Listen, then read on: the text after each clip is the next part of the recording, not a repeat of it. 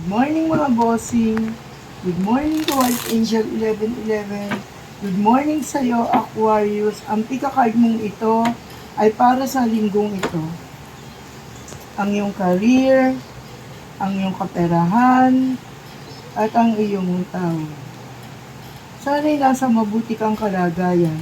At kung di ka pa nakapag-subscribe sa aking channel, please subscribe.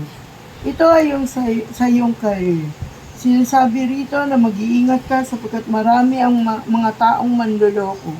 Maaaring ikaw ay maloko ng mga peking recruiter sapagkat ikaw ay nangangarap na makapag-ibang bansa at may mga taong mapagsamantala na lalapit sa iyo. Mag-iingat ka, Aquarius. Sinasabi rin dito na ang iyong kaperahan ay hindi kagandahan. Ngunit kung ikaw ay may inaasahan na nasa malayong lugar na patuloy na nagpapadala tumutulong sa iyo, sinupin mo ito. Ilagay mo ito sa mabuting lalagyan. Sinasabi na, kung patuloy may tumutulong, patuloy may nagpapadala o ang iyong asawa ay nagtatrabaho sa ibang bansa, dalhin mo ang iyong kaperahan sa maayos sa pamamaraan. Sinasabi rito na maging masinop ka pagdating sa pera.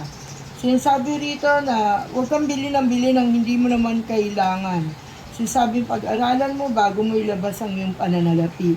Sinasabi rito sa usaping pag-ibig na ang ilan sa inyo ay nabigo sa pag-ibig at hindi napapakali sa gabi.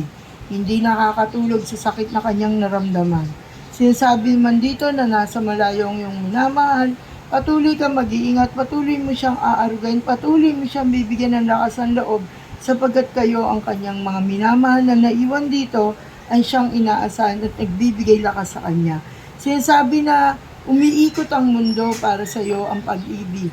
Umiikot ang pag-ibig para sa iyo. Ang lalim, di ba? Ibig sabihin, ikaw ay nabubuhay sa pag-ibig. Kapag ikaw ay walang iniibig o walang nagmamahal, ikaw ay labis ang kalungkutan.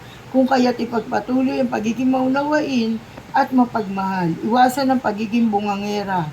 Iwasan ang maingay sa loob ng bahay, lalo na kung magkasama kayo ng minamahal. Natuturete siya sa iyo. Maraming gumugulo sa kanyang isipan, marami rin siyang problema na hindi ino-offer sa iyo, Aquarius. Kung kaya't makiramdam ka. Huwag ang puro pakiramdam mo ang pairalin. Isipin mo rin ang kanyang damdamin. Yan ang tarot, yan ang pick card reading mo ngayong week na ito, Aquarius. Bye-bye!